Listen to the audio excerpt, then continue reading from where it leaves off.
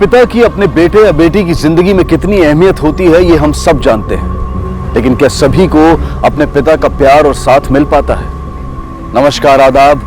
Crime petrol dial 100 में आप सबका स्वागत है। आज हम आपको एक ऐसा अनोखा केस दिखाने जा रहे हैं जिसमें एक 7 साल का बच्चा रॉनी अपनी आंखों में आशा और उम्मीद लिए तकरीबन 3 साल के बाद वापस अपने पिता के साथ रहने जा रहा था। उसकी मां ने अपने बेटे की खुशी के लिए अतीत के अपने सारे दर्द भुला दिए थे और जिंदगी से समझौता कर लिया था, लेकिन अपने माता पिता के साथ एक खुशहाल परिवार की तरह जीने का रॉनी का सपना क्या साकार हो पाया?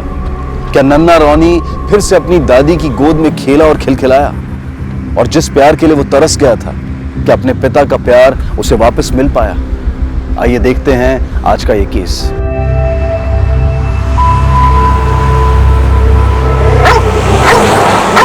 तो खुश हो ना? तो हम पापा के पास रहने जा रहे हैं। हाँ, मैं बहुत खुश हूँ। एक बार फिर सोचो श्रेया, मुझे लगता है तुम्हारा घर वापस लौटना सही नहीं है। मैं समझ रही हूँ तुम क्या कहना चाहती हो प्रशांत,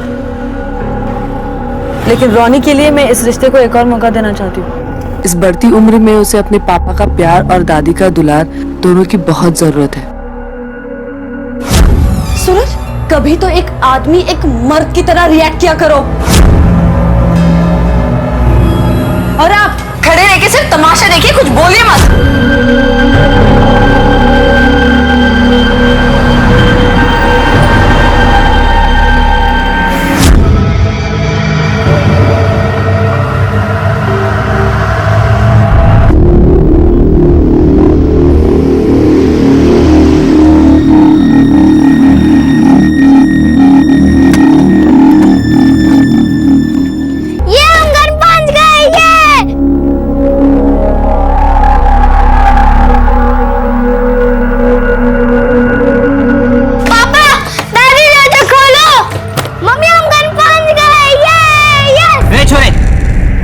तुझे पापा।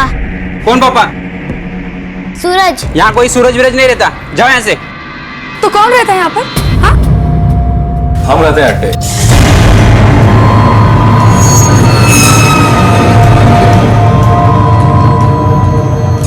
और माँ और सूरज कहाँ?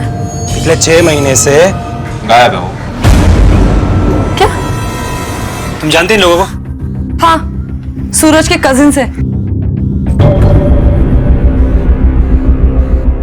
राजस्थान से। और अब बैठे रहते हैं। पिछले 6 महीने से जब से सूरज और ताइसा गायब हुए। निकलो यहाँ से, चलो। क्या मतलब? मैं सूरज की बीवी हूँ, इस घर की बहू, मेरा भी हक बनता है यहाँ पर। सब बेरा मैंने। सूरज तलाक दे रहा था ना थारे को। 3 साल तू अपना घर छोड़ के मायके में रह रही है, फिर काहे की बहू और काहे का घर? निकलो यहाँ से वरना धक्के मार के निकालूंगा। ए मिस्टर, तभी से बात करो। तुम ऐसे बात नहीं कर सकते। क्या कर सकते हैं हम बताए तन्ने, क्या कर सकते हैं?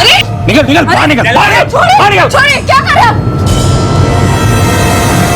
हमने अक्सर सुना है कि कोई किसी अनजान जगह पर जाकर खो गया या फिर कोई लोगों की भीड़ में गुम हो गया। यह दुख की बात है, लेकिन असामान्य नहीं है। लेकिन अगर कोई परिवार अपने ही घर से अचानक गायब हो जाए तो ना सिर्फ ये दुखद है, बल्कि असामान्य और अविश्वसनीय भी। ऐसी ही एक असामान्य और अविश्वसनीय घटना घटी मुंबई के उपनगर मलाड की एक पॉश बंगलो सोसाइटी में रहने वाली निर्मला देवी और उनके बेटे सूरज के साथ। ये दोनों अचानक एक दिन जैसे हवा में गायब हो गए। क्या हुआ था निर्मला देवी और सूरज के साथ? कहां चले गए थे वो? और क्यों सूरज के चचेरे भाई अजय और विजय ने उनकी गैर मौजूदगी में उन्हीं के घर पर कब्जा जमा लिया था? ऐसे न जाने कितने ही सवाल निर्मला देवी की बहू और सूरज की पत्नी श्रेया के दिमाग में तूफान की तरह उठ रहे थे। कैसे गायब हो गया था उसका पूरा का पूरा ससुराल? ये लोग बस यही कह रहे हैं कि माजी और सूरज गायब है। पता नहीं क्या हो रहा है।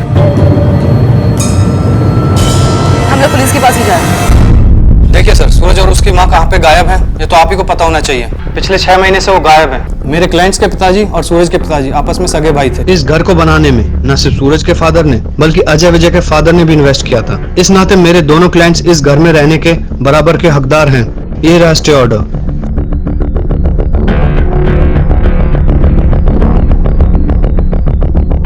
लेकिन श्रेया जी मिस्टर सूरज की धर्मपत्नी है। भले ये दोनों 3 सालों से अलग रह रहे हो, लेकिन डाइवोर्स नहीं हुआ है, तो कानूनन उस प्रॉपर्टी पर इनका भी हक बनता है। और आपके क्लाइंट इन्हें वहां से निकाल नहीं सकते। आप दोनों में से किसी ने भी अपने चचेरे भाई और ताइसा के गुमशुदा होने की रिपोर्ट क्यों नहीं की? तो जब तक मिस्टर सूरज और निर्मला देवी का पता नहीं चल जाता या कोर्ट इस बारे में कोई ऑर्डर नहीं दे देती, तब तक श्रेया जी भी उस घर में आपके क्लाइंट के साथ रहेंगी। ठीक है, मंजूर है। आपने बताया कि आपकी और सूरज की डाइवोर्स के बारे में बातचीत चल रही थी और इसीलिए आप बीच बीच में उनसे मिलने आती थी। तो फिर जब सूरज और उसकी मां गायब हुए तो सोसाइटी ने आपको खबर क्यों नहीं की? ये मैं कैसे बता सकती हूँ सर? श्रेया जी, आखिरी बार आप अपने पति और सास से कब मिली थी? 6 महीने पहले, जब मैं अपने भाई के साथ ही आई थी। इनके साथ? अब जी नहीं, ये मेरा भाई नहीं, ये मेरा दोस्त है प्रशांत। मेरा एक भाई है जो पुणे में है, वो बिजी था इसलिए मैं इनके साथ आ गई। पिछले 6 महीने से आपके पति और आपकी सास गायब और आपने एक बार भी फोन करके उनकी खबर नहीं ली, क्यों? अपने पति और सास की कोई रिसेंट फोटो होगी आपके पास? जी हाँ।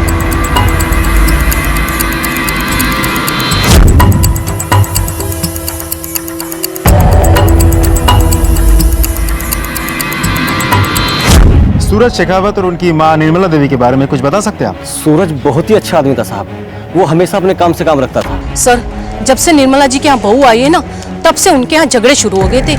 बड़े ही सीधे साधे लोग थे, उनसे भला किसी की क्या दुश्मनी हो सकती है? सूरज और निर्मला कहीं चले गए, कोई कहता है विदेश गए और कोई कुछ।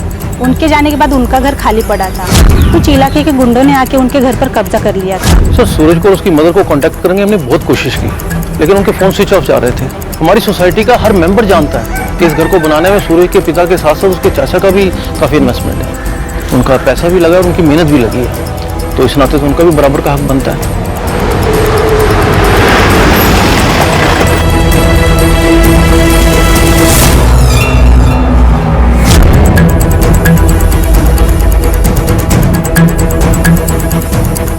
सर, बाकी सामान में तो कुछ भी सस्पिशियस नहीं है, लेकिन एक किसी छोटी लड़के के कपड़े मिले हैं।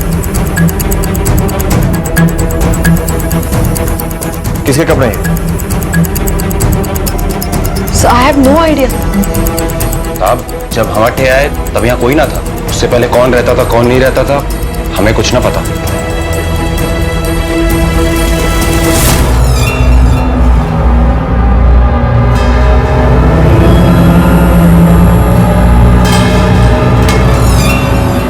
पुलिस का सहारा लेकर घर में तो घुसा ही है तू, लेकिन हमारी बात ध्यान से समझ ले, लौट जा अपने मायके। आप मुझे धमकी दे रहे हैं? हाँ?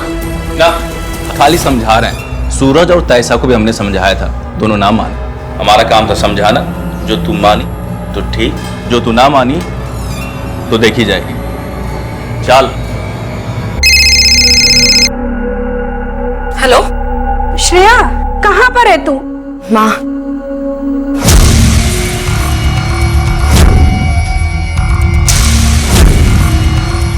तू वहां नहीं रुक, तू कभी की कभी घर वापस आ जा श्रेया। नहीं मामा, जब तक वो वापस नहीं आ जाते ना, तब तक मैं नहीं लौटूंगी। ठीक है, सौरभ के बेंगलोर से आते ही मैं तेरे पापा को और सौरभ को ना वहां भेजती हूँ। तब तक तू अपना और रोनी का ध्यान रखना। ओके मामा।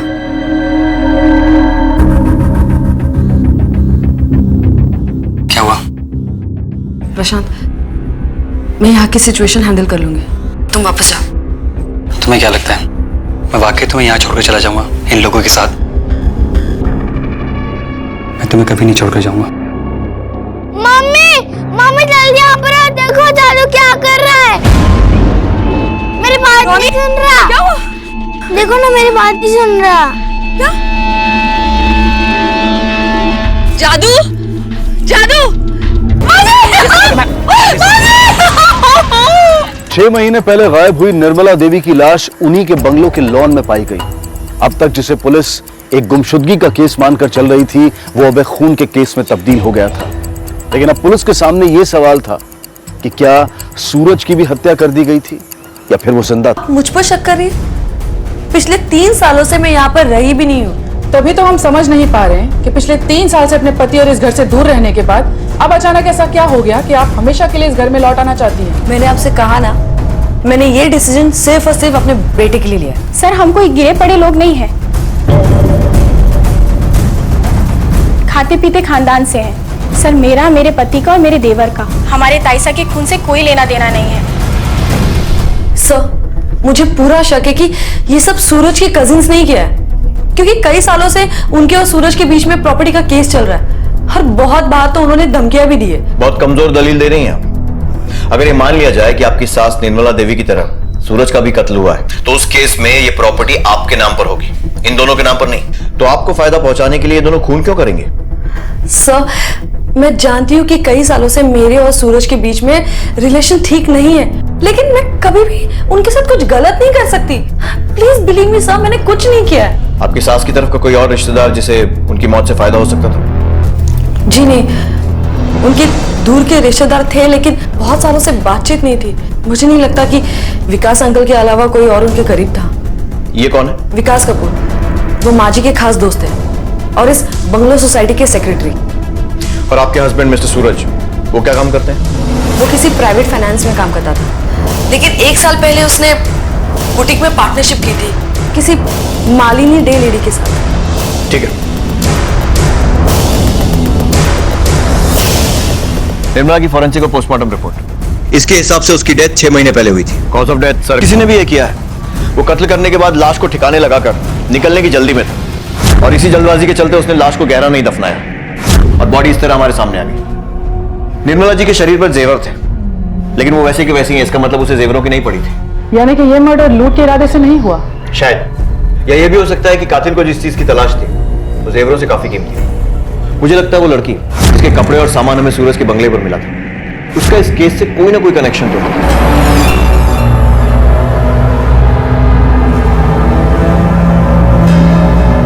बाबा, बाबा, तुम मुझे भूल गए? मैं वर्षा। नहीं, मैं तेरा बाबा नहीं। चल भग भग, मैं तेरा बाबा नहीं। चल भग भग। बाबा, बाबा।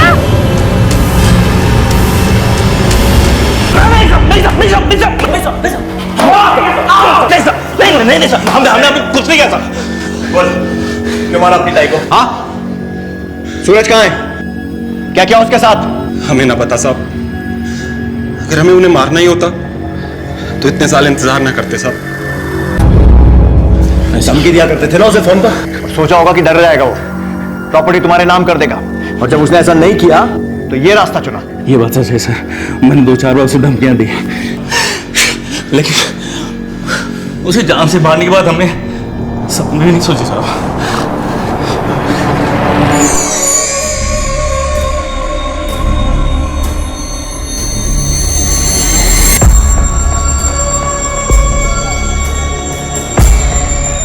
जब तक कुछ बोलते नहीं, दोनों का अंतर रखो, बात करो।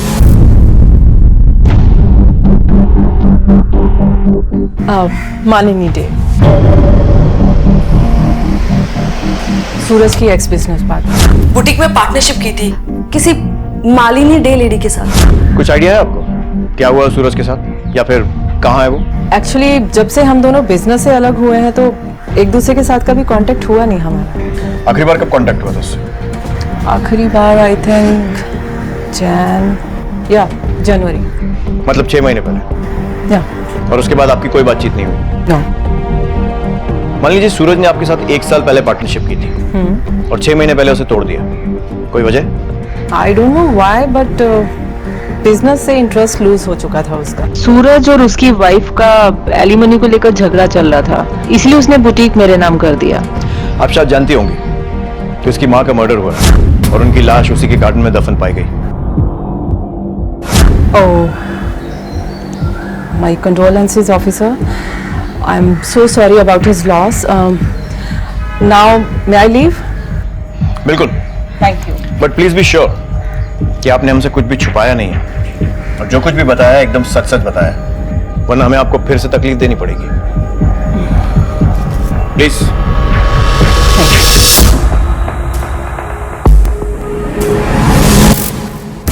3 साल गुजरने के बाद भी हमारा डिवोर्स नहीं हुआ, इसकी वजह एलिमनी नहीं है सर,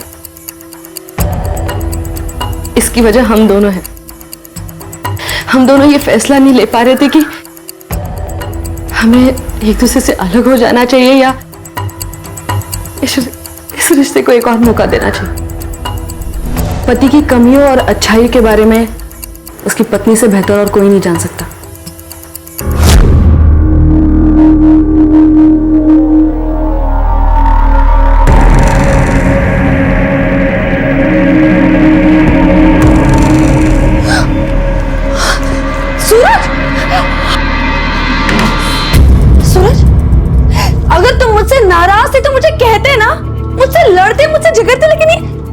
बचकानी हरकतें करने की क्या जरूरत थी? हाँ, कभी तो एक आदमी एक मर्द की तरह रिएक्ट किया करो। प्रॉब्लम्स और मुश्किल सिचुएशन का सामना करने की हिम्मत नहीं थी उनमें, और उनका यही बिहेवियर हमारे रिश्ते की सबसे बड़ी प्रॉब्लम बन गया था, जो वक्त के साथ इतना बिगड़ गया कि मुझे उनसे अलग होने का फैसला लेना पड़ा। सूरज अपना फैसला नहीं ले पा रहे थे, और जब मैंने फैसला लिया तो वो माँ जी के साथ जो कुछ भी हुआ है उसके बाद मेरे लिए ये जानना बहुत जरूरी है कि सूरज कहाँ है और कैसा है। सॉरी फिलहाल के लिए आप जा सकते हैं। सर, ये सूरज तो काफी उलझा हुआ आदमी लगता है। शायद उससे अपने प्रॉब्लम्स हैंडल नहीं हो पा रही थी, इसलिए वो घर छोड़ के भाग गया कहीं। सर लेकिन इससे निर्मला जी के मर्डर की गुत्थी तो सॉल्व नहीं होती। गौर करने वाली बात यह थी कि सूरज और उसकी मां पिछले 6 महीने से गायब थे, लेकिन उनके रिश्तेदारों या पहचान वालों में से किसी ने भी उनकी मिसिंग कंप्लेंट नहीं लिखवाई थी। निर्मला देवी की लाश मिलने के बाद पुलिस ने इस खून की तहकीकात तो शुरू की, लेकिन उनकी हर कोशिश, हर जांच किसी भी नतीजे पर नहीं पहुंच पा रही थी। इस केस को सुलझाने के लिए पुलिस के लिए 2 बातों को जानना बेहद जरूरी था। पहली ये कि सूरज जिंदा है या नहीं, और अगर वो जिंदा है तो कहां है, और दूसरी ये कि वो बच्ची जिसके कपड़े सूरज के घर से मिले थे वो कौन है और उसे कोई क्यों नहीं पहचानता है, ना घर वाले ना पड़ोसी। वो कौन है और कहां है। हेलो सर, ये रहे अजय और विजय के बेल पेपर। कोर्ट ने तुम दोनों को बेल दे दी है, इसलिए जाने दे रहा हूं। लेकिन अगर जरा सी भी भनक लगी ना कि इस केस में तुम्हारा हाथ है, घसीट कर वापस लाऊंगा। निकलो। एक बात नोटिस की है, जब भी कभी हम इन दोनों भाइयों के खिलाफ कोई एक्शन लेने जाते हैं, इनका लॉयर हमेशा तैयार रहता है पेपर्स लेकर। Yes sir.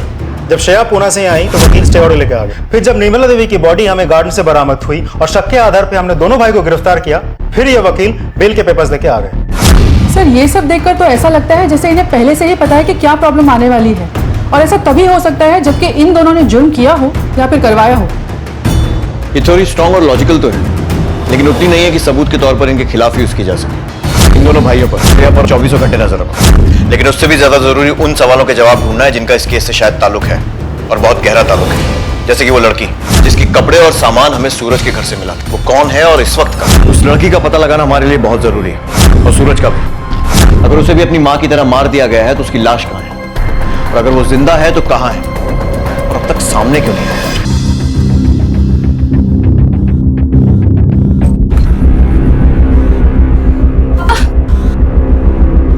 बेटा चिंता मत करो, अब सब ठीक हो जाएगा। ओए, क्या नाटक है? एक एक करके तू यहाँ अपना खुनवा जमा करना चाहती है ताकि बंगले पे कब्जा कर सके। पुलिस ने तुझे और तेरे बेटों को यहाँ रहने की इजाजत दी है, तुम लोग यहाँ नहीं रह सकते। निकलो, सबके सब निकलो यहाँ से। क्या? अच्छा, तो यही है जीजू के दोनों का मार भाग। अबे ओ, कमाल किसको बोला? चल, अबे ओ।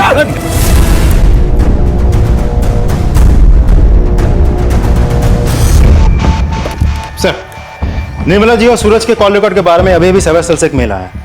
कॉल रिकॉर्ड के मुताबिक निर्मला जी का फोन 12 जनवरी तक ही यूज किया गया था, लेकिन सूरज का फोन 15 मार्च तक यूज की गई थी।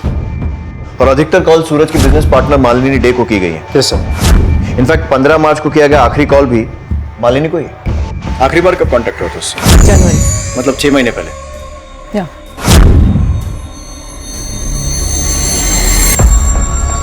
ओ आइए बैठिए। कहिए कैसे आना हुआ? कुछ सवाल पूछने थे आपसे। मेरे ख्याल से मैं उस दिन आपको मिल चुकी हूँ पुलिस स्टेशन में और सब कुछ बता भी चुकी हूँ। अब क्या बाकी रह गया पूछना? जी नहीं, कुछ सवालों के जवाब अभी भी बाकी हैं, आपके और सूरज के बारे में। वही पूछने आए हैं आपसे। बातें तो होती रहेंगी, ड्रिंक लीजिए। नहीं, हम आपसे सिर्फ सवालों के जवाब लेने आए। अगर वो देंगी तो हमारे लिए अच्छा होगा, और अगर सच सच बताएंगी तो आपके लिए अच्छा होगा। Fine, yes. जनवरी में हमारी पार्टनरशिप खत्म होने के बाद भी सूरज के फोन से मुझे कॉल्स आते थे, लेकिन वो कॉल सूरज नहीं करता। तो फिर कौन करता था? आई थिंक सूरज का मोबाइल किन्हीं गलत हाथों में आ गया था, और जिस किसी के पास भी उसका मोबाइल था उसे उसमें से मेरा नंबर मिल गया था, और फिर कॉल कर करके मुझे परेशान करने लगा। फिर क्या, यूजुअली इस सिचुएशन में जो हम लोग करते हैं, नंबर ब्लॉक कर दिया। आप सूरज की बिजनेस पार्टनर थे। एनी आइडिया क्या हुआ उसके साथ, कहाँ गया होगा? Any guesses? बहुत फ्रस्ट्रेटेड था। और उसके इस फ्रस्ट्रेशन की वजह? Personal life. पहले उसकी बीवी उसे छोड़ के चली गई, और फिर गर्लफ्रेंड। कौन गर्लफ्रेंड? वेल, इस बारे में उसने ज्यादा मुझे कभी कुछ बताया नहीं, बट हाँ, एक बार नशे की हालत में बोल रहा था कि उसकी वाइफ की तरह उसकी गर्लफ्रेंड भी उसे छोड़ के चली गई, ब्ला ब्ला ब्ला। एंड यू नो व्हाट, उस सिचुएशन में जब मैंने उसे रोने के लिए अपना कंधा दिया, मुझ पे लाइन मारने लगा।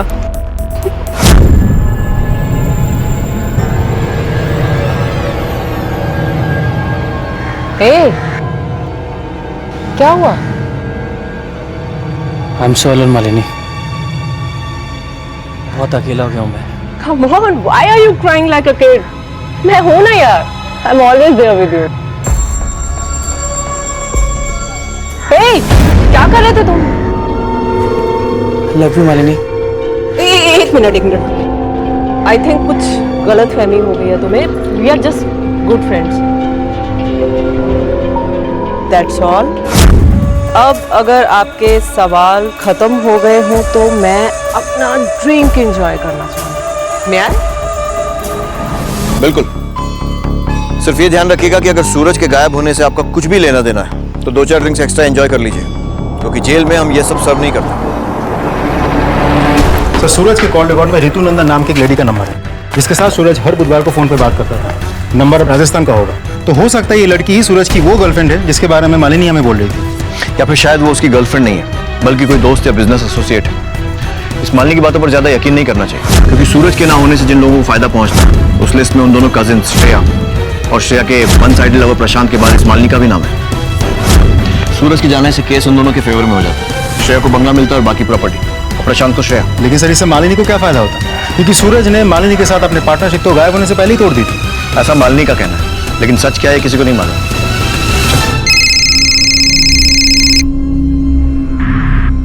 हेलो, हाँ बोलो। Okay, thank you. सर, अभी इंफॉर्मेशन मिली है कि सूरज अपने गायब होने से पहले हर थर्सडे को बिजनेस टूर के नाम पर माउंट आबू जाता था, और वहाँ के एक होटल रूम में सारा दिन गुजारने के बाद अगले दिन लौट आता था। सर, मैं राजस्थान पुलिस को कांटेक्ट करता हूँ।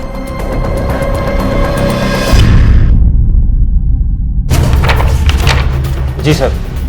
सूरज सर हमारे यहाँ के रेगुलर कस्टमर हैं, हर थर्सडे आते हैं वो अपनी वाइफ के साथ यहाँ। नहीं, मैं सूरज के साथ कभी माउंट आबू गई नहीं। सीसीटीवी कैमरा है आपके यहाँ? यस सर, मुझे उसकी फुटेज चाहिए होगी। Okay sir.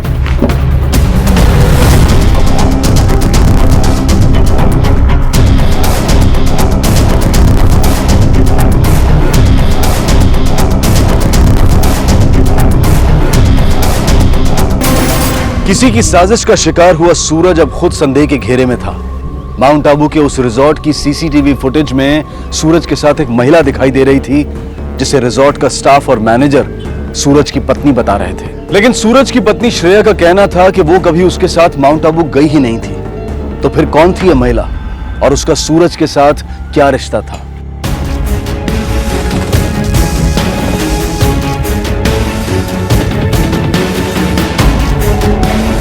मैं तुमसे मिलना चाहती हूँ।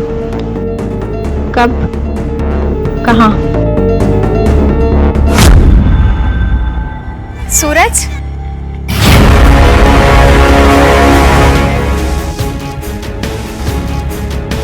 चौंक गई? आपको सूरज ने नहीं, हमने फोन करके बुलाया था, उसके नंबर को रीएक्टिवेट करके। चले? मोबाइल कॉल रिकॉर्ड्स के हिसाब से तुम्हारा नाम है रितु नंदा। असली नाम है? कुछ पूछा मैंने? सर, मेरा असली नाम रितु नंदा है। लेकिन शादी के बाद मेरे ससुराल वाले मुझे प्रीति नाम से पुकारते हैं। मैं और सूरज अजमेर के मेयो कॉलेज में साथ पढ़ते थे, क्लासमेट्स थे। फिर मेरी शादी उसी के चाचा के लड़के अजय से हो गई। सर 3 साल पहले जब श्रेया उसे छोड़कर गई तब मैंने सूरज को सहारा दिया, एक दोस्त होने के नाते।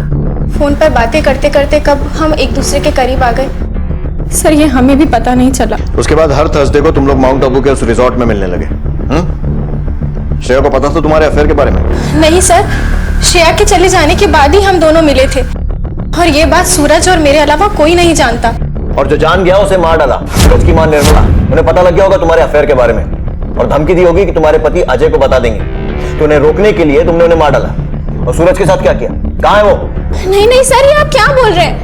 भला मैं ताइसा को क्यों मारूंगी? मैं तो खुद परेशान हूँ कि पता नहीं सूरज कहाँ गायब हो गया। सर मेरा यकीन कीजिए, मुझे इस बारे में कुछ नहीं पता। I swear. सूरज का कोई दुश्मन था? नहीं, पर उसकी पार्टनर मालिनी के साथ उसके रिलेशन अच्छे नहीं थे। वो पार्टनरशिप तोड़ना चाहता था, पर वो क्यों तोड़ना चाहता था सर, इसके बारे में मुझे कुछ नहीं पता। ठीक है, अभी जाने दे रहा हूं, लेकिन दोबारा जरूरत पड़ी तो बुलाएंगे, आ जाना।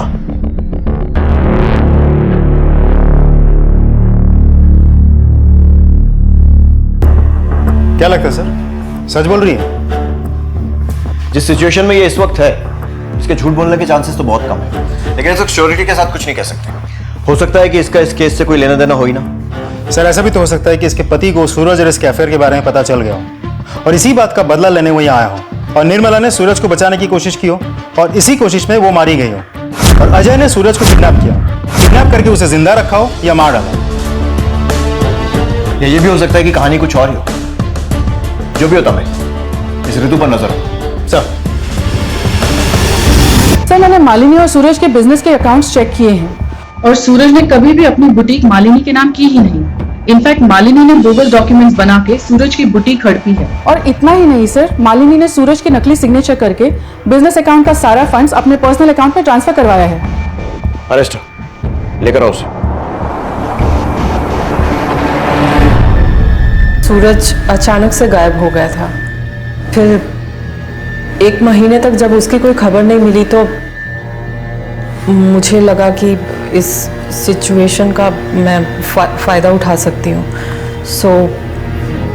सारे डॉक्यूमेंट्स फॉर्ज करके मैंने कंपनी के बिजनेस अकाउंट में जितने भी फंड्स थे वो अपने पर्सनल अकाउंट में ट्रांसफ़र कर लिए। Malini ji, I am sure कि सब कुछ बिल्कुल वैसा ही हुआ होगा जैसा आपने अभी बताया, सिवाय एक छोटी सी डिटेल को छोड़कर कि ये सब आपने सूरज के गायब होने के चलते नहीं, बल्कि खुद सूरज को गायब करके किया है। तो अब ये भी बता दीजिए कि सूरज कहाँ है और क्या किया आपने उसके साथ? नो इंस्पेक्टर, देखिए जो भी सच था मैं आपको बता चुकी हूँ। सूरज के गायब होने से मेरा कोई लेना देना नहीं। हमने सूरज की उस गर्लफ्रेंड को भी ढूंढ निकाला है जिसके बारे में आपने बताया था। ऋतु नाम है उसका और आप जानती हैं उसे, फिर भी आपने हमें उसके बारे में नहीं बताया। लेकिन ऋतु ने बताया कि सूरज के गायब होने से पहले आप दोनों के रिलेशंस काफी खराब हो चुके थे, काफी लड़ाइयां होती थी दोनों में। Such a lawyer she is. Inspector झूठ बोला है आपसे, उसने फंसाना चाहती है वो मुझे। क्यों? ऐसी क्या दुश्मनी थी उसकी आपसे?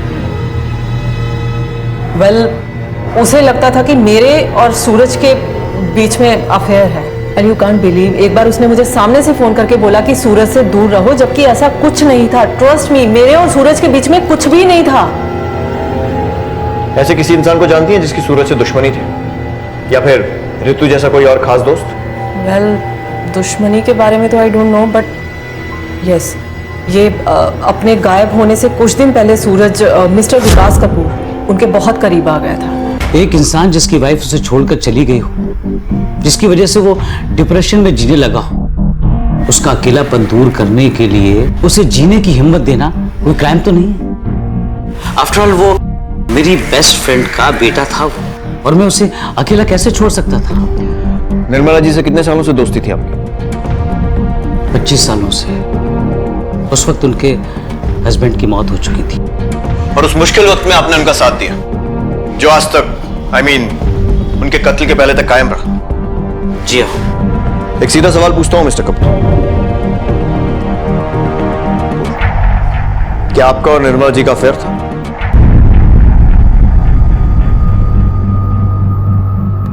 देखिए, इस सवाल का जवाब देना मैं जरूरी नहीं समझता। क्या जरूरी है और क्या नहीं, इसका फैसला हम करेंगे। आप सिर्फ सवालों के जवाब दीजिए।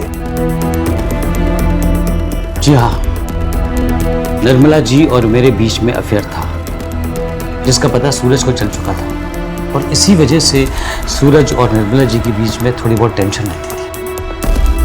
Thank you for your cooperation. अब जा सकते। Okay, thank you. अगर इसकी बात में जरा सी भी सच्चाई है तो हो सकता है कि सूरज अपनी माँ और उसके अफेयर की बात को बर्दाश्त नहीं कर पाया और गुस्से में आकर उसका कत्ल कर दिया और फरार हो गया। पुलिस को अब तक ये तो पता चल गया था कि सूरज का अफेयर अपने ही चचेरे भाई की पत्नी यानी कि अपनी भाभी से चल रहा था, लेकिन अभी तक ये गुत्थी नहीं सुलझ पाई थी कि क्या निर्मला देवी की हत्या का कारण सूरज का अपनी भाभी से प्रेम संबंध था या कुछ और कौन था जिसने सूरज को बंधक बनाया था और उसे इस तरह से मार पीट कर वो क्या हासिल करना चाहता था। प्लीज छोड़ दो मुझे जाने दो प्लीज। मैं साइन नहीं करूंगा, बिल्कुल साइन नहीं करूंगा। पापा को क्या हो गया? देखो मम्मा, जल्दी क्या हो गया पापा को? जल्दी यहाँ पर आ, देखो ना। रानी, रानी, रानी, रानी, रानी, रानी, रानी, पापा, पापा, पापा, सर, पापा, क्या हुआ? पापा, रानी कहीं नहीं मिल रहा। पता नहीं रानी? सर, सर, सर, सर, तुमने बाहर देखा क्या रानी को? नहीं दीदी, मैं तो अपने कमरे में सो रहा था। मैंने भी काफी देर से नहीं देखा उसे। पापा, वो मेरे साथ इधर ही सो रहा था, पता नहीं कहाँ चला गया पापा, वो दिखाई नहीं रहा मेरे सपने में पापा। ये क्या है? अगर चाहते हो कि रोनी सही सलामत रहे और वापस लौट कर आ जाए तो अजय और विजय के खिलाफ दर्ज कराए सारे केस वापस ले लो। सारा, सारा, सारा, और भाइयों को मैं छोड़ूंगा। सारा, मेरा बच्चा, मेरा बच्चा किडनैप कर रही है। कुछ नहीं होगा, कुछ नहीं होगा रोनी को। तू बैठ, मैं हूं ना बेटा। मेरा बच्चा। Hello, police station. सर, उन्होंने मेरे बच्चे को किडनैप कर लिया। उन्होंने धमकी भी दी है कि वो मेरे बच्चे को मार डालेंगे। आप मेरे बच्चे को बचा लीजिए ना। मेरे रोने के अलावा और कोई नहीं है दुनिया। आप मेरे बच्चे को बचा लीजिए पापा, आप बोलिए ना, मेरे बच्चे को बचा लीजिए। देखिए सुनिए, कुछ नहीं होने देंगे आपके बच्चे को। वो नोट कहाँ है? बेटा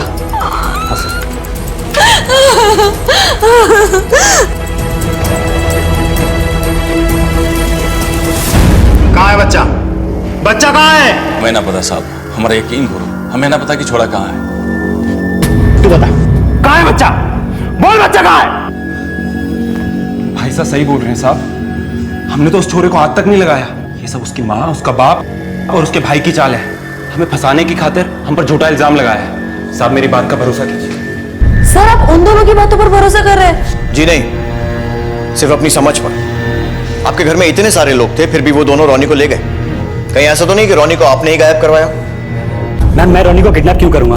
आखिर मुझे उसे किडनैप करके क्या मिलने वाला है? लेकिन सूरज को किडनैप करके तो मिलेगा ना तुम्हारा प्यार, श्रेया। मैम, मैं सूरज से नफरत करता था क्योंकि उसने श्रेया को तकलीफ पहुंचाई थी। बाकी मेरी उसके साथ कोई भी जाती दुश्मनी नहीं है। लेकिन श्रेया से तो प्यार था ना, और इसी के चलते तुमने सूरज को किडनैप कर लिया ताकि श्रेया तुम्हारी हो जाए।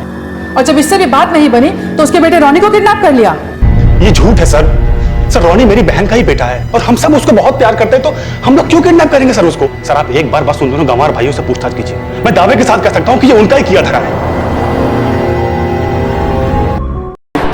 सूरज को अब तक ढूंढा नहीं जा सका था और अब उसके इकलौते बेटे रोनी को भी किसी ने गायब कर दिया था। कि रोनी के अपहरणकर्ता का सूरज के गायब होने से कोई ताल्लुक था? निर्मला, सूरज और अब रोनी, क्या कोई था जो इस पूरे परिवार को मिटाने की मुहिम में लगा हुआ था? सवालों की फेहरिस्त थी जो दिन ब दिन बढ़ती चली जा रही थी और जवाबों का कोई ठिकाना तक नहीं था। कहीं ना कहीं तो हम गलती कर रहे हैं। कोई लिंक है जो हम मिस कर रहे हैं। टाइमलाइन रिविजिट करते हैं। सूरज अपनी मां निर्मला के साथ अपने घर से अचानक गायब हो जाता है। उसकी खबर उसकी अपनी पत्नी श्रेया को 6 महीने बाद होती है। निर्मला की लाश घर के पीछे ही गार्डन में मिलती है। सूरज अभी भी गायब है। सूरज की बिजनेस पार्टनर नकली डॉक्यूमेंट्स बनाकर उसे चीट करती है। फिर सूरज का बेटा रोनी गायब हो जाता है। किडनैपर्स का नोट मिलता है कि अजय और विजय के खिलाफ किए गए सारे केसेस वापस ले लें। अब अगर ये काम अजय और विजय का होता तो खुलेआम नोट लिखकर अपने खिलाफ सबूत क्यों छोड़ते? अगर उन्हें धमकाना ही होता तो श्रेया को पर्सनली धमकाते, ताकि जब वो हमारे पास आती तो दोनों इस बात से मुकर जाते। रोनी का गायब होना ये इन दोनों का काम नहीं है, ये कोई और ही है जो इन्हें फंसाकर हमें भटकाने की कोशिश कर रहा है। सर, रॉनी घर से गायब हुआ है, इसका मतलब किसी घर वाले का हाथ हो सकता है। या शायद ये काम किसी बाहर वाले का हो, जो किसी घर वाले करीब हो, जिसके पास घर की चाबी हो। उसी चाबी का इस्तेमाल करके वो घर में घुसा, बच्चे को लिया और निकल गया। सोसाइटी ने जो सूरज और निर्मला के गायब होने की रिपोर्ट लिखाई थी वो लेकर आओ। Okay sir.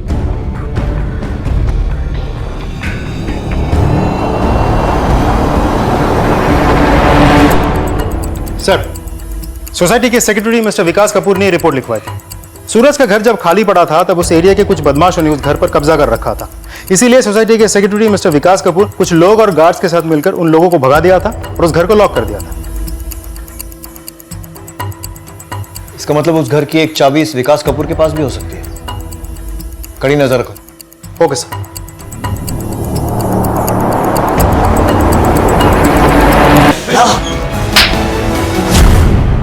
निर्मला और मेरे बीच में कभी कोई अफेयर नहीं था। उसके पति के मौत के बाद में मैंने उसे काफ़ी कन्विंस करने की कोशिश की शादी के लिए, लेकिन वो हमारे रिश्ते को दोस्ती से आगे बढ़ने देना नहीं चाहती थी। मैं उससे शादी प्यार के लिए नहीं करना चाहता था, सिर्फ उसके पैसों के लिए करना चाहता था। श्रिया के घर छोड़ के चले जाने के बाद में सूरज डिप्रेशन में आ गया था और उसी की वजह से निर्मला भी टूटती चली गई। फिर उससे मेरी ज़रूरत महसूस हुई तो मैंने भी उसका साथ दिया, और फिर उसके बाद उसके घर पे आना जाना मेरा बहुत बढ़ गया था। और उसी बीच में वर्षा नाम की एक मेड वहाँ पे काम के लिए आई और वो मुझे काफ़ी अटेंशन दिया करती थी।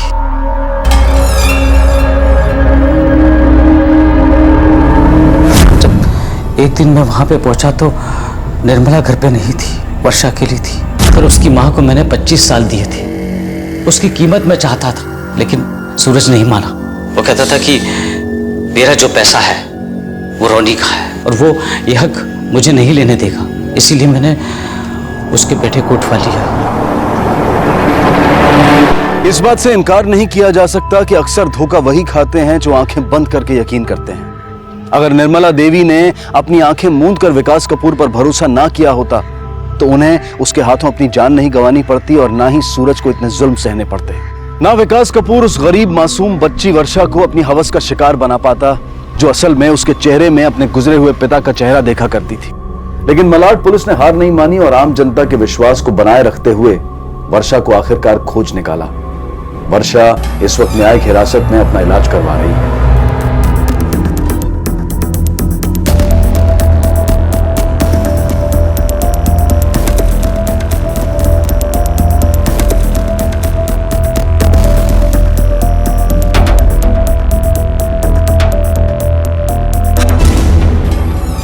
लेकिन यहां यह बात भी सच है कि जब बुराई भलाई का मुखौटा पहनकर आती है तो वो भलाई से भी ज्यादा भरी नजर आती है।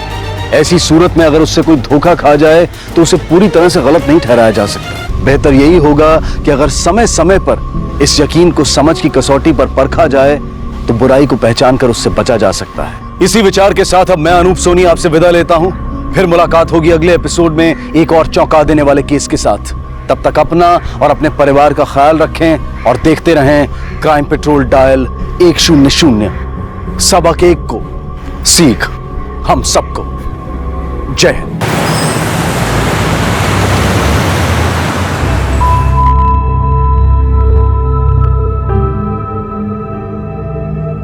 बाय मित्तू।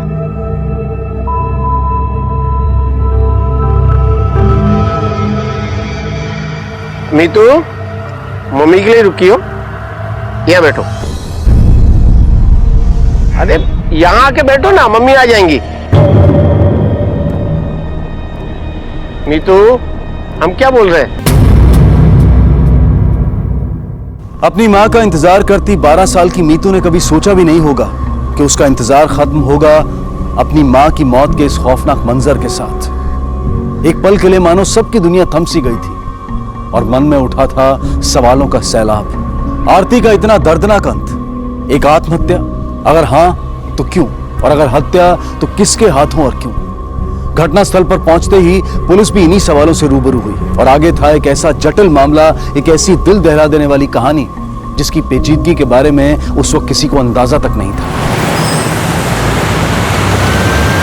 सर, विक्टिम का नाम आरती प्रभाकर है, उम्र 38 साल के आसपास है। इसी स्कूल में काउंसलर है। इसकी 2 बेटियां जो इसी स्कूल में पढ़ती है। फिलहाल मैंने दोनों को घर भेज दिया है।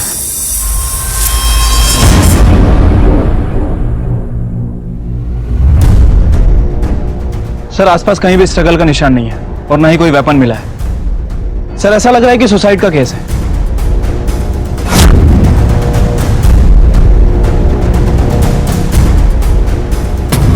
पता करना होगा इस बात का कि प्रभाकर की कहीं सुसाइड टेंडेंसी तो नहीं थी। फैमिली, कलीग्स और फ्रेंड्स सबसे पूछताछ करो। Right sir. और यहाँ स्कूल में देखो इसके पर्सनल डेस्क के यहाँ कोई लॉकर है क्या? ओके। तलाशी लेनी है। ओके सर, चलो।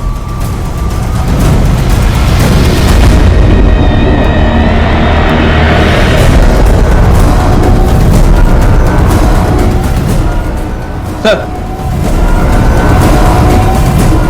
लैब से पता करो किस चीज की गोलियां हैं। Okay sir.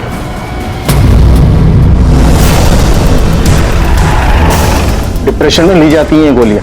आरती के पास से मिली, उसके स्कूल से। डिप्रेशन? तुम्हें नहीं पता इसके बारे में? आरती ने कभी कुछ मेंशन नहीं किया? नहीं, कभी नहीं। मतलब पहली बार देख रहा हूँ ये गोलियां। तुम्हें कभी लगा नहीं कि आरती टेंशन में, स्ट्रेस्ड है? टेंशन में तो वो हमेशा ही रहती थी सर। क्या है कि वो सब कुछ मैनेज नहीं कर पाती। स्कूल में फोकस करेगी तो घर में कुछ ना कुछ प्रॉब्लम, घर पे ध्यान देगी तो स्कूल में कुछ ना कुछ गड़बड़, समझ नहीं पाती। और तो बच्चियों पे तो ध्यान भी नहीं था। जो मन में आए वो करो। आपकी बातों से तो ऐसा लग रहा है कि आप दुखी कम और नाराज ज्यादा थे अपनी बीवी से। नहीं सर, ऐसा तो कुछ नहीं है। जब आरती की मौत हुई उस समय तुम कहाँ थे? सर, मुंबई गया था ऑफिस के काम से। सप्ताह में 3 दिन जाना पड़ता है। आप दोनों के बीच का संबंध कैसा था? मतलब कोई झगड़ा वगैरह कभी हुआ? नहीं सर, कभी नहीं। मतलब नॉर्मल था सब, अच्छा था। आपकी बेटियां कहाँ हैं? हमें उनसे बात करनी है। रीमा, मीतू, ये पुलिस अंकल आए हैं, आपसे कुछ बात करनी है।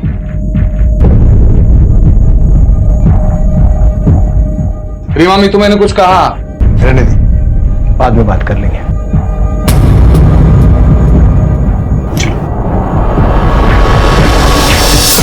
सर, आरती जी स्कूल में काउंसलर थी। वो सबकी प्रॉब्लम सॉल्व करती थी, इसलिए हमारे बिल्डिंग के लोग भी उन्हें अपनी प्रॉब्लम बताते थे। लेकिन सर, वो खुद सुसाइड कर लेंगे ऐसा बिलीव नहीं होता। सर, घर में कुछ ना कुछ तो चल रहा था। रोज रोज की लड़ाई झगड़े की आवाज आती थी। देवेंद्र भाऊ और आरती के बीच में कुछ तो अनबन थी। हाँ साहब, कुछ तो मचमच हुआ था। आरती रह गई, एक औरत आई थी और बहुत मचमच कर रही थी और बोल रही थी कि उसका पति का आरती रह के साथ कुछ चक्कर चल रहा है। क्या तुम उस औरत को जानते हो? नहीं साहब, मैं उस औरत को नहीं जानता हूँ।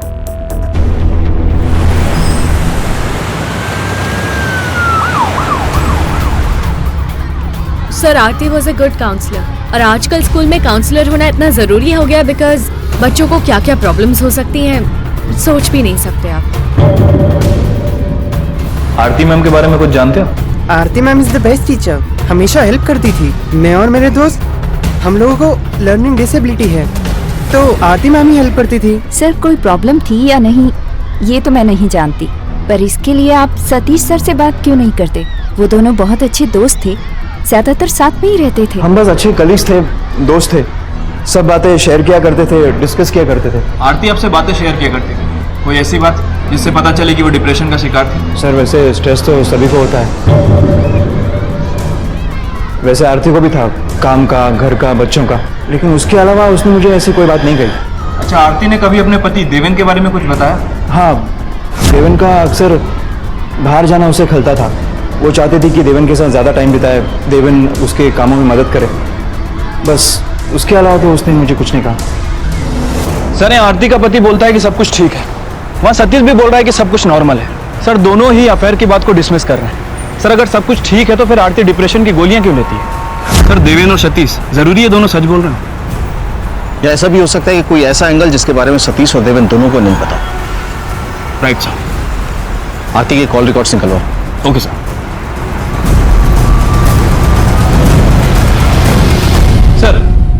आरती प्रभाकर की पोस्टमार्टम रिपोर्ट और फोन रिकॉर्ड्स आ जाए। फोन रिकॉर्ड्स में कुछ मिला? यस सर, इस नंबर से आरती प्रभाकर को कई बार मैसेज किए जाते थे। इसका नंबर है? सतीश इनामदार। सर कहीं सतीश ने ही आरती को सुसाइड के लिए मजबूर तो नहीं किया? सुसाइड नहीं पाटिल, मर्डर। ये देखो, आरती की मौत ऊपर से नीचे गिरने के बाद नहीं हुई, उससे पहले हुई। हेड इंजरी, उसके सर के पिछले हिस्से में इंजरी है, इंटरनल ब्लीडिंग। ऊपर से जब वो नीचे गिरी, मुंह के बल गिरी थी, उसका जबड़ा टूट गया था, खून निकल रहा था, लेकिन मौत की वजह इंटरनल ब्लीडिंग है। सर इसका मतलब आरती को मारने के बाद ऊपर से नीचे फेंका गया। इसका मतलब है कि आरती डिप्रेशन पिल्स ले रही थी। सर कहीं प्यार व्यार का चक्कर तो नहीं? या फिर देवेन, शायद उसे आरती के अफेयर के बारे में पता चल गया था और उसने ही मारा उसे। एक काम करो, देवेन और सतीश दोनों की कॉल रिकॉर्ड्स निकलवाओ और स्कूल के सीसीटीवी फुटेज चेक करो। Right sir. हाँ तो मिस्टर देवेन, उस दिन तुमने हमसे कहा था कि तुम मुंबई में थे। जी सर। लेकिन तुम्हारे फोन रिकॉर्ड बता रहे हैं कि तुम नागपुर में थे, क्या चालू है? झूठ बोला था ना तुमने कि दोस्त हो तुम लोग? रात के 2 बजे फोन कॉल और ये नेक्स्ट डे रात के 1:30 बजे दोस्त थी ना तुम्हारी, दोस्त को बेवक्त फोन करता है रात में। और एग्जैक्टली उन 3 दिनों में जब उसका पति देवेन अपने काम के सिलसिले में घर से बाहर था। झूठ बोला था मैंने सर। एक्चुअली मैं आरती से प्यार करने लगा था। ये बात मैंने उसे कई बार कही थी, लेकिन उसे इन सब में इंटरेस्ट नहीं था। गुस्से में तुमने उसे मार दिया? मैंने सर, मैंने उसे नहीं मारा है। मैं ऐसा आदमी नहीं हूं। मेरी फैमिली है, बीवी है, बच्चा है। मैं सिर्फ उसे प्यार करता था। मर्डर ऑर्डर मैं सोच भी नहीं सकता सर। हमने तुम्हारे ऑफिस में भी पता किया है, उनका मुंबई में कोई भी काम नहीं चलता है। तुमने वहां भी झूठ बोल के रखा है कि 3 दिन तुम घर से काम करते हो। क्या चालू है? दोनों जगह झूठ बोल रहे हो। बोलता है या फिर अपने तरीके से पूछूं? जी मैं मुंबई में था ही नहीं सर, कभी गया ही नहीं। मैं यही होता हूँ नागपुर में, बस घर पे नहीं रहता हूँ हफ्ते के 3 दिन। मेरी एक दूसरी फैमिली है सर, बीवी है, बेटा है, उन्हें दूसरे फ्लैट पे रखा है रहने पे। और ये बात आरती को पता थी? जी नहीं सर, वो नहीं जानती। और इसीलिए आरती को रास्ते से हटाने के लिए तुमने मार दिया? नहीं सर, मैंने ऐसा नहीं किया सर। आरती को मैंने नहीं मारा। मैं तो उसके स्कूल के आसपास भी नहीं गया। आप चाहो तो चेक करो। स्कूल जाने की क्या जरूरत है? किसी और को भेजकर भी तो मरवा सकता है ना? नहीं सर, लेकिन मैं सर क्यों मारूं उसे? सर सच कहूं तो आरती के सैलरी पे घर चलता था मेरा। उसकी कमाई से तो पॉसिबल होता था ये सब, दो फैमिली मेंटेन करना। इस वक्त आरती की मौत हुई, तू कहाँ था? मैं 4th फ्लोर के कॉरिडोर में था सर। अकेला था या कोई साथ था तेरे? अकेला था सर। कोई और था वहां जो कंफर्म कर सके? नहीं सर।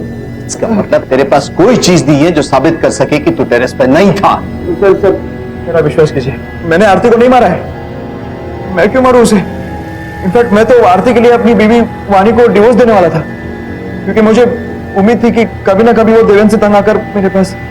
और तेरी पत्नी जानती थी कि तू आरती से प्यार करता है? Yes sir.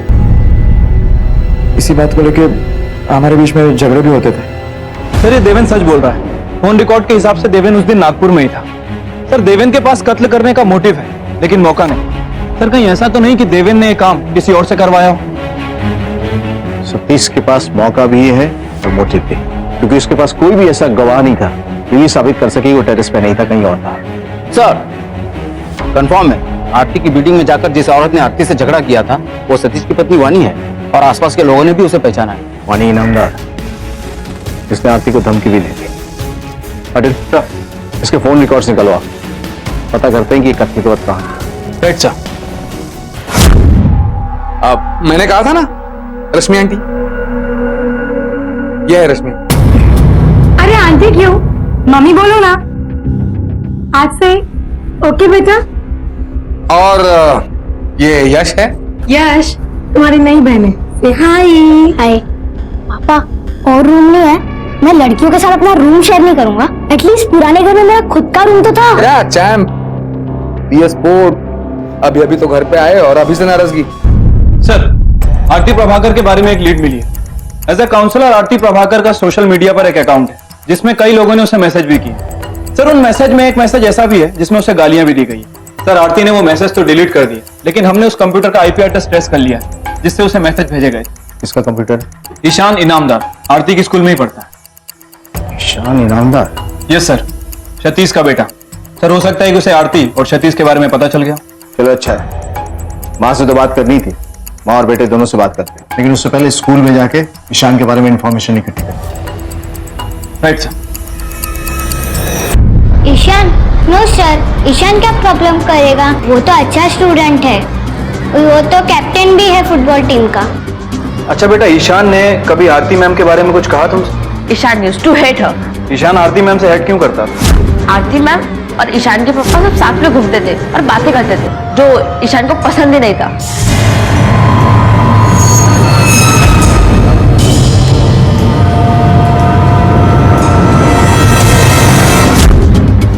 उस दिन हमारा मैच था दूसरे स्कूल के साथ। जब वापस आए तो आरती मैम के एक्सीडेंट के बारे में पता चला। सर ईशान था सर, बस निकलने से पहले हमने फाइनल वार्म अप किया था जिसमें ईशान इंजर्ड हो गया था और फिर हम लोग बिना ईशान के ही गए थे मैच खेलने। सर जिस दिन आरती की मौत हुई उस दिन ईशान स्कूल में ही था। सर वो मैच खेलने के लिए कहीं जाने वाला था, लेकिन अचानक वो रुक गया। माँ के भी कॉल रिकॉर्ड्स आ गए, आरती की मौत के वक्त वो भी वहीं। अच्छा है, चलो दोनों से बात करें। Okay sir. हाँ तो ईशान, डॉक्टर ने क्या कहा? डॉक्टर? हाँ, पैर में चोट लगी थी ना तुम्हारे। डॉक्टर के पास नहीं गया था, माइनर इंजरी थी ना, अपने आप ही ठीक हो गई। अपने आप ठीक हो गई या पैर में चोट ही नहीं लगी थी? झूठ बोला था ना तुमने इंजरी के बारे में। मैं झूठ वूठ नहीं बोलती, आरती को लगता है कि वो मेरे पति को मुझसे छीन लेगी। मैं उसके घर भी गई थी उसको समझाने के लिए। देखो आरती, मेरे पति से दूर रहो, जब देखो तब उन पर डोरे डालती रहती हो, तुम्हें शर्म नहीं आती? आरती और तुम्हारे पति के कॉल रिकॉर्ड्स के मुताबिक जितने भी कॉल और मैसेजेस गए थे वो तुम्हारे पति सतीश ने उसे किए थे, आरती ने नहीं। हाँ, मैसेजेस भेजे होंगे, लेकिन मैं ऐसी लड़कियों को बहुत अच्छी तरह जानती हूँ, मर्दों को अपनी तरफ खींचना बहुत अच्छी तरह जानती हूँ। हमारे पास और भी बयान है। तुम्हारे कॉल रिकॉर्ड्स के मुताबिक जिस दिन आरती मरी उस दिन तुम स्कूल में थी। मैंने आरती मैम को कुछ नहीं किया। एक्चुअली मैं गेम से बाहर इसलिए निकला क्योंकि वो फाइनल मैच थी, बहुत प्रेशर था मुझ पर गोल मारने का, सबकी उम्मीदें थी मुझ पर और मैं इतना प्रेशर नहीं लेना चाहता था, इसलिए मैंने फेक इंजरी की और गेम से बाहर निकल गया। मैं तो ईशान का एक्स्ट्रा टिफिन देने के लिए गई थी, उसका मैच था उस दिन, मैंने सोचा मैच के बाद उसे भूख लगेगी तो खा लेगा। सर या तो ये दोनों झूठ बोल रहे हैं या फिर एक दूसरे को बचाने की कोशिश कर रहे हैं।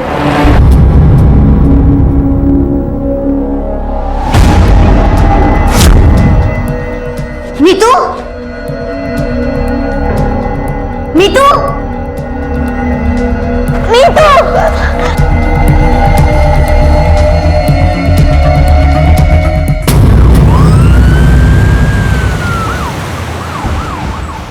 स्कूल स्टाफ तो पहले से ही कोशिश कर चुका था, फिर भी हमारे साथ मिलकर उन्हें दोबारा ट्राई किया, लेकिन मीतू का ही नहीं मिला। ये कौन है? वो मैंने बताया ना, मेरी दूसरी फैमिली। ये रश्मि है मेरी मिसेस, और ये बेटा ये। मैंने सोचा कि जब बाहर आ ही गया है तो क्यों ना इन्हें यही, मतलब दूसरा घर। ये सब रहने दो। ये बताओ, कोई कॉल आया था मीतू को लेकर? नहीं सर। मीतू के साथ कुछ हुआ था क्या सुबह? किसी ने डांटा था या ऐसा कुछ भी? पापा प्लीज इसे छोड़ दीजिए, इसे स्कूल में मम्मा की याद आएगी। देखो ये रोना धोना अब से सब बंद होना चाहिए, समझे? तुम्हें स्कूल जाना होगा, मतलब जाना होगा, समझे तुम? लो पकड़ो। नहीं सर, ऐसा तो कुछ नहीं हुआ था, कुछ नहीं, वाकई कुछ नहीं हुआ।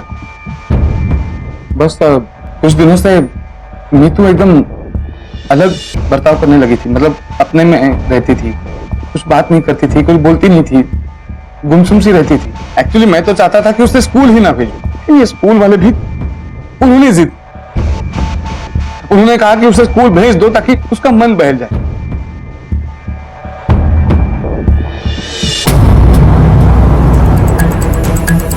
इनकी दूसरी पत्नी का कॉल रिकॉर्ड्स निकल रहा। आरती की मर्डर से सबसे ज्यादा फायदा उसी का हुआ, उसी का रास्ता साफ। राइट सर, अब नई फैमिली आसानी से उसके साथ रह सकती है। एग्जैक्टली। अपना एक आदमी यहाँ डिप्लॉय करो, इनकेस देवेन को कोई रैंसम कॉल आए और उसे कहना घर और स्कूल के आसपास का जितना भी एरिया छान मार, और हाँ, स्कूल जाके पूछताछ करो मीतू के गायब होने से पहले उसका बिहेवियर क्या था। और एक बार वहां जाओगे तो रीमा से बात करना, क्योंकि पता नहीं मुझे बार बार ऐसा लग रहा है कि कुछ कहना चाहती हो और घर में बाप के डर से शायद कुछ नहीं कर पाई। Right sir.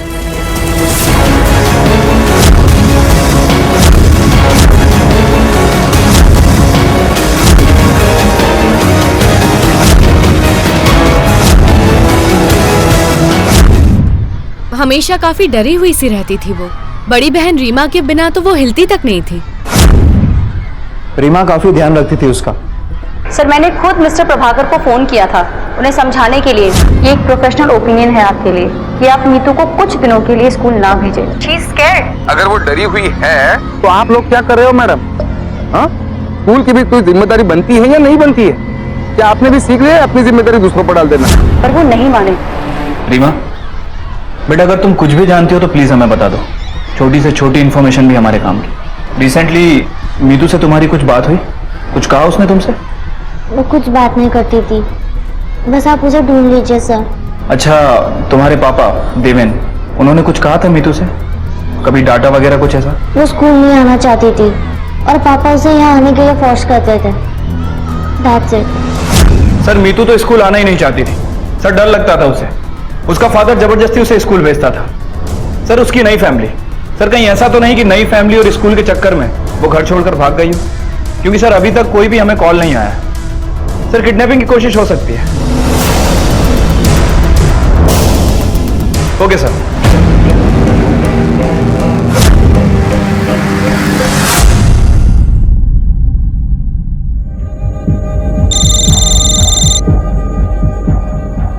हेलो, क्या?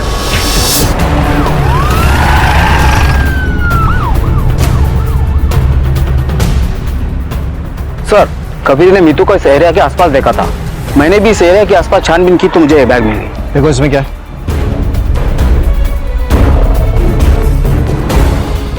पिताक्षी प्रभाकर। सिस्टम डिप्लॉय करो यहाँ। फिर से एक बार चप्पा चप्पा छान मारो, एक भी स्पॉट छूटना नहीं चाहिए। Right sir. कहां थी मीतू? क्या उसका पीछा करते हुए उस आदमी ने उसे अपने कब्जे में ले लिया था? एक तरफ पुलिस मीतू को खोजने में लगी हुई थी और दूसरी तरफ आरती की मौत के मामले में संदिग्धों की सूची बढ़ती चली जा रही थी। देवेन, सतीश, सतीश की पत्नी वानी, ईशान, लेकिन किसी के भी खिलाफ एक सबूत तक नहीं मिल पाया था। हेलो, मैं एसएस हॉस्पिटल से बात कर रही हूँ। पुलिस आपकी बेटी मीतू को एसएस हॉस्पिटल लेकर आई है। आप जल्दी से यहाँ आ जाइए। डॉक्टर, मैं देवेंद्र प्रभाकर, वो मीता की छोटी बेटी है, वो एडमिट है यहाँ पे, उसका फादर। अच्छा, वो जो पुलिस को सड़क पर बेहोश मिली थी? जी सर, वही। तबीयत कैसे है उसकी? कंडीशन स्टेबल है उसकी, शॉक में है वो। अभी इसमें समय लगेगा। एक इम्पॉर्टेंट बात है, बच्ची की फिजिकल रिकवरी तो हो गई है, लेकिन मेंटल रिकवरी में टाइम लगेगा। शायद काउंसलिंग की भी जरूरत पड़े। रेप हुआ है उसका। आपको उसने कभी कुछ बताया नहीं, या घर में कभी किसी और को? क्योंकि ऐसी हालत में बच्चे नॉर्मल बिहेव नहीं करते। पर मेरी बेटी लापता थी तो कैसे बात? ये रेप अभी नहीं हुआ है, पहले हो चुका है। जो रेप वुंड्स हैं, जो घाव हैं, वो काफी पुराने हैं।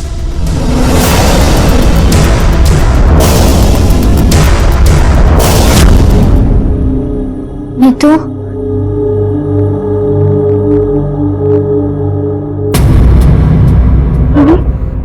क्या करें? सुना नहीं डॉक्टर ने क्या कहा? आराम करने दो उसे। जाओ बाहर जाओ रीमा।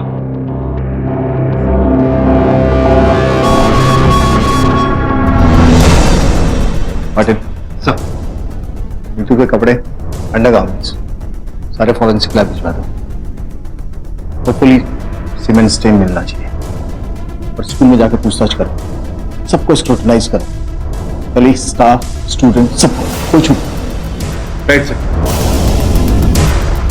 आरती की आत्महत्या से शुरू हुई जांच उसकी हत्या में तब्दील होकर अब एक और अपराध से जुड़ चुकी थी, मीतू का बलात्कार। जहां आरती की हत्या की जांच सबूतों के अभाव में थम सी गई थी, वहीं मीतू के साथ एक नहीं बल्कि बार बार हुए बलात्कार ने पुलिस और इस केस से जुड़े अन्य लोगों को चौंका दिया था। इस घिनौने बलात्कार की वजह से 12 साल की मीतू असीमित मानसिक और शारीरिक पीड़ा महसूस कर रही थी। वो लगातार तनाव सह रही थी, और बदकिस्मती से ना तो वो इसके बारे में किसी को बता पाई और ना ही उसके माता पिता को इस बात की भनक थी।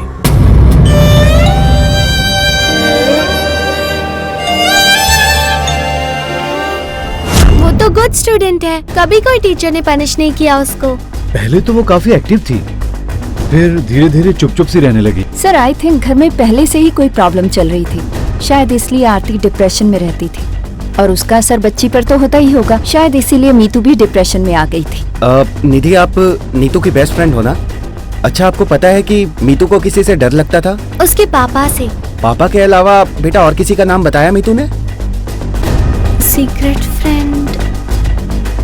बेटा डरो मत, किसका नाम बता रहे थे आप? उसका एक सीक्रेट फ्रेंड था, मुझे उसका नाम तो मालूम नहीं, लेकिन वो बॉय ही है। उसे मीतू उसे बोलती थी कि वो स्पेशल फ्रेंड है। वो मीतू के लिए गिफ्ट्स लाता था, सबसे मस्त गिफ्ट्स। अब आपने देखा है कभी उसे? नहीं। Special friend? हाँ सर, लेकिन कोई नहीं जानता कि स्पेशल फ्रेंड कौन है। लेकिन नाम छुपाने की जरूरत क्यों पड़ी? कहीं गिफ्ट का लालच देकर मीतू का रेप तो नहीं करता था? पटेल, इस गिफ्ट के जरिए हम रेपिस्ट तक पहुंचे। Right sir.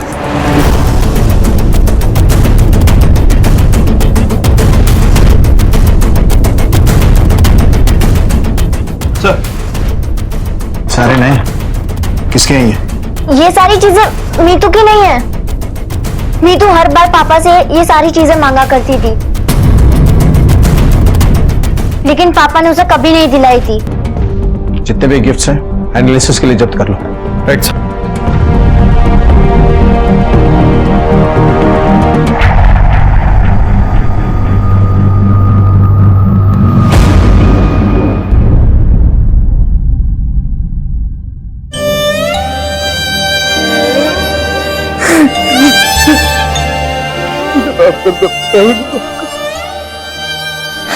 क्या मांगा था तुमने मुझसे?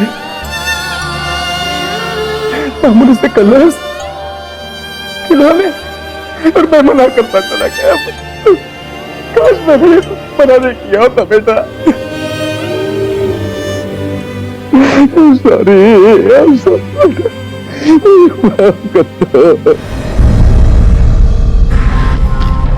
सर हर गिफ्ट पे एक स्टिकर लगा हुआ है, लेकिन कुछ क्लियर नहीं है। इस पे भी वही हाल है। ऐसा लग रहा है नीचे का पोर्शन जानबूझ कर फाड़ के रखा है।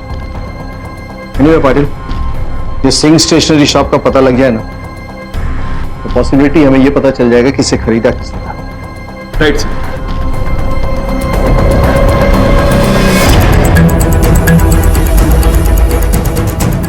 ये सारे गिफ्ट आपकी दुकान के हैं? स्टीकर तो हमारी दुकान का है, ये हमारी दुकान से खरीदा। बता सकते हैं कि किसने खरीदा था? इसे कैसे बता सकते हैं साहब, कितने लोग आते हैं, कितने खरीद के जाते हैं। फिर भी इतने सारे आइटम को एक साथ तो नहीं खरीदता ना, कोई तो रेगुलर कस्टमर होगा ना आपका। हाँ याद आया, अपने इनामदार साहब है ना, उनका बच्चा आता है यहाँ पर, उनका खाता चलता है यहाँ पर। नाम बता सकते हैं उसका? एक मिनट सर। ईशान, ईशान इनामदार। ईशान इनामदार? सतीश इनामदार का लड़का?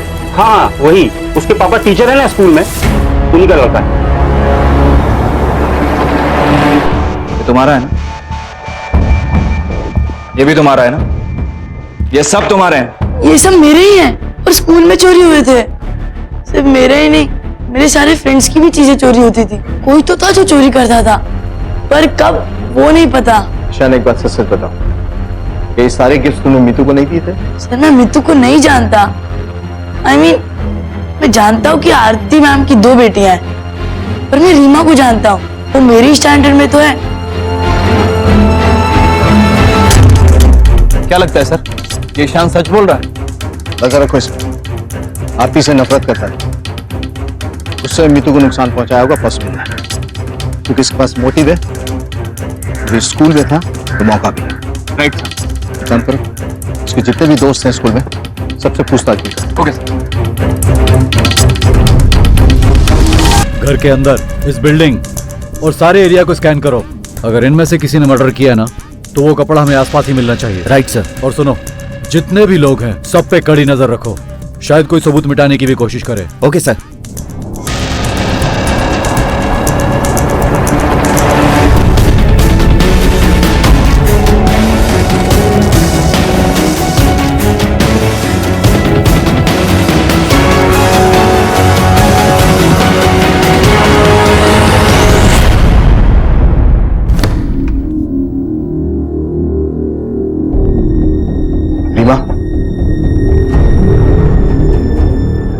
से मीतू का गला घोटा गया था ना,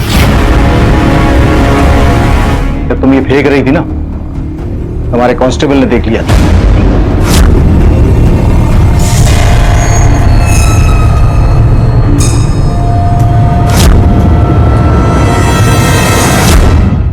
बताओ सच क्या है? हम दोनों के अलावा हमारा कोई नहीं था, पापा भी नहीं। डिसाइड कर लिया था मैंने, बस पूरी लाइफ मैं उसकी केयर करूंगी।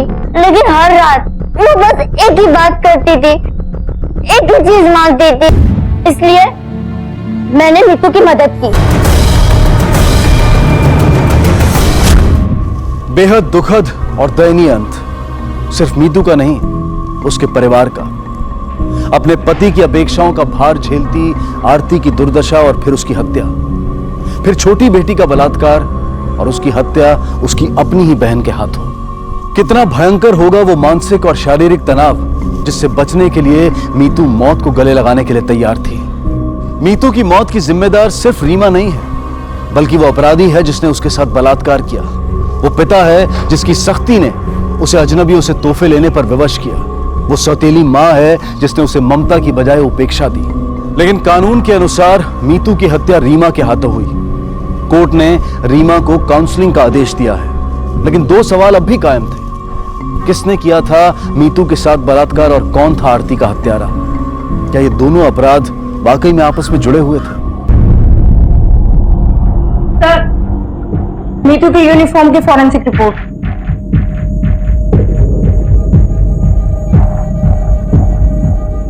पाटिल, स्कूल में डीएनए टेस्ट के लिए सबके ब्लड सैंपल्स इकट्ठा करवाओ, जल्द से जल्द। Okay sir. हमारे साथ ऐसा क्यों ट्रीट किया जा रहा है? हम क्या कोई क्रिमिनल है? हो साहब, हम लोग शरीफ लोग हैं साहब, रेपिस्ट थोड़ी ना है। Even I am not a criminal, लेकिन मैं चाहता हूं कि जिसने भी हमारी स्कूल की छोटी बच्ची के साथ इतना घिनौना अपराध किया है वो पकड़ा जाए, उसे सजा मिले, समझे? आखिरकार पुलिस ने एक अनोखा पैंतरा अपनाया। सफलता की गारंटी ना होने के बावजूद पुलिस के सामने ये एकमात्र उपाय बचा था, स्कूल में आयोजित एक ब्लड टेस्ट कैंप। जाहिर सी बात थी कि असली गुनहगार किसी भी कीमत पर अपना खून देने से बचने की कोशिश करेगा, और पुलिस बड़ी सतर्कता से इसी घटना का इंतजार कर रही थी।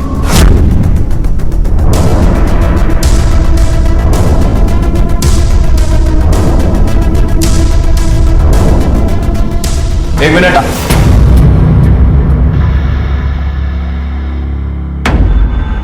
हाथ दिखा तेरा। हाथ दिखा। ज्यादा होशियार समझता अपने आपको? ब्लड टेस्ट क्यों नहीं करवाया तूने? तुझे क्या लगा भीड़ में पकड़ नहीं पाएंगे? इतनी छोटी सी बच्ची की जिंदगी बर्बाद करके रो रहा है। अब ये बोल कि आरती को क्यों मारा? नहीं साहब, आरती मैडम को नहीं मारा। तूने ही आरती को मारा है, क्योंकि उसे पता चल गया था कि तूने मीतू का रेप किया है, इसलिए तूने आरती को मारा और छत से फेंक दिया। अरे नहीं साहब, मैं काय को मारूंगा आरती मैडम को?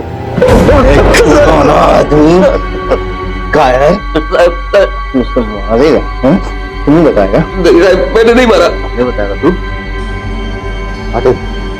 इसको तब तक मारो जब तक ये कबूल न करे कि इसको आरती को कैसे मारा है। सर, धर्म को बहुत तोड़ा। उसने कबूला है कि इससे पहले उसने 2 और लड़कियों को मोलेस्ट किया था, लेकिन सर आरती के बारे में कुछ नहीं पता।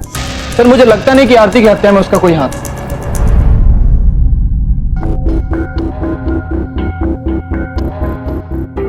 पाटिल, एक मिनट, धर्म का बयान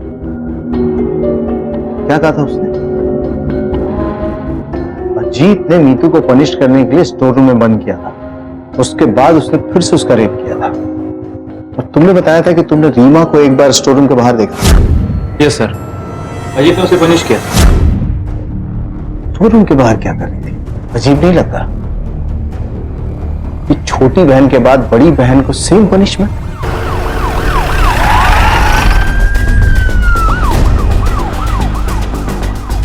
तो तुमने रीमा को पनिश किया था, लॉक किया था उसे?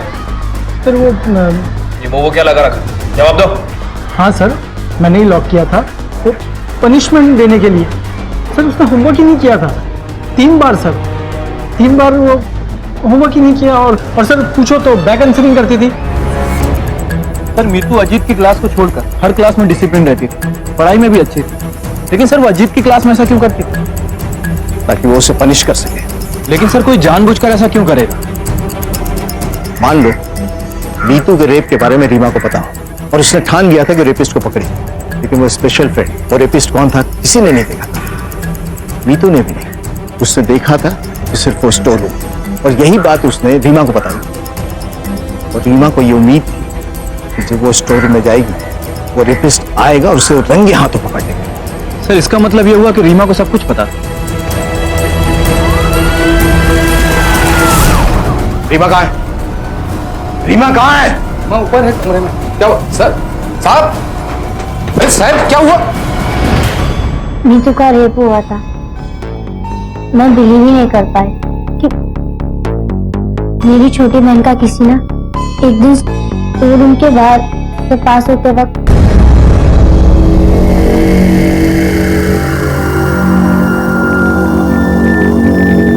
मुझे तो बिलीव ही नहीं हुआ। क्यों मम्मा ने मीतू को सच छुपाने के लिए कहा?